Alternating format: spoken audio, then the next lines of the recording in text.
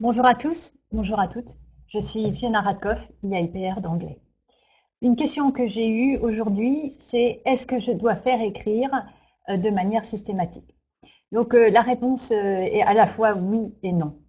Tout d'abord, oui, c'est important de faire écrire les élèves parce que la recherche montre que écrire et recopier, en particulier je vais parler de recopier aujourd'hui, c'est très efficace. Ça permet de mémoriser les structures, ça permet d'écrire des phrases qui sont plus longues, de rédiger des paragraphes. La recherche montre que c'est même plus efficace de faire recopier à l'identique un paragraphe que de faire traduire certaines phrases. Donc, il ne faut pas hésiter à demander aux élèves, par exemple à la maison, vous mettez sur Illico le résumé qui a été fait en classe et les élèves le recopient à la maison. Et c'est facile de vérifier, c'est facile à faire. Exiger que ce ne soit pas tapé, mais que ce soit bien rédigé à la main pour être sûr que ce soit fait.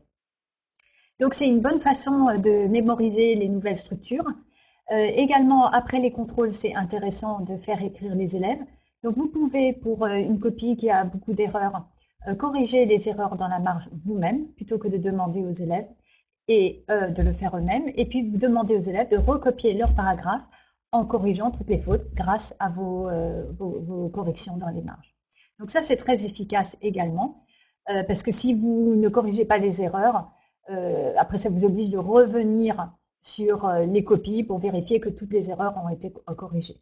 Donc, je ne suis pas en train de dire qu'il faut que ce soit systématiquement comme ça, mais c'est une possibilité. Et puis, pour un élève pour lequel c'est trop difficile, vous pouvez demander juste de recopier sans corriger toutes les erreurs.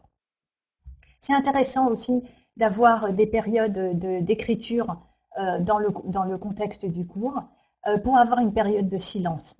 Si vous avez 4 ou 5 heures de cours d'affilée, c'est le vendredi de 5 à 6, les élèves sont fatigués ou ils reviennent d'un cours de PS et ils sont énervés.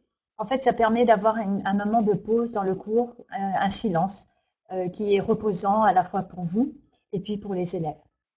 Écrire, ça permet également de circuler dans la classe pour avoir un rapport qui est plus individuel avec les élèves.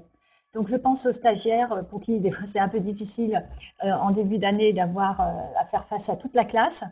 Et quand vous faites écrire, en fait, vous pouvez circuler, vous pouvez regarder individuellement chaque élève dans les yeux et avoir un rapport plus individuel.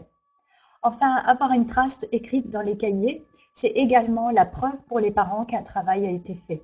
Donc, ce n'est pas pour autant que l'objectif, c'est de plaire aux parents, mais quand il y a un cahier et qu'il n'y a pas de trace écrite dedans, c'est très difficile pour le professeur d'arriver à faire comprendre qu'il y a quand même du travail.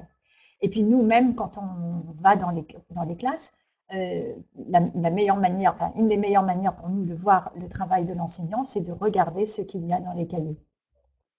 Après, faites attention sur la trace écrite systématique, c'est ça qui m'interroge, c'est systématique. Non. Évidemment, ça dépend de la longueur de ce que vous allez faire écrire, parce que si c'est très long, ça peut être ennuyeux. Donc l'objectif, c'est pas de s'ennuyer, parce que l'ennui, c'est l'équivalent d'une forme de douleur. Donc vous voulez plutôt que les élèves soient motivés. Et puis ça dépend également de votre objectif.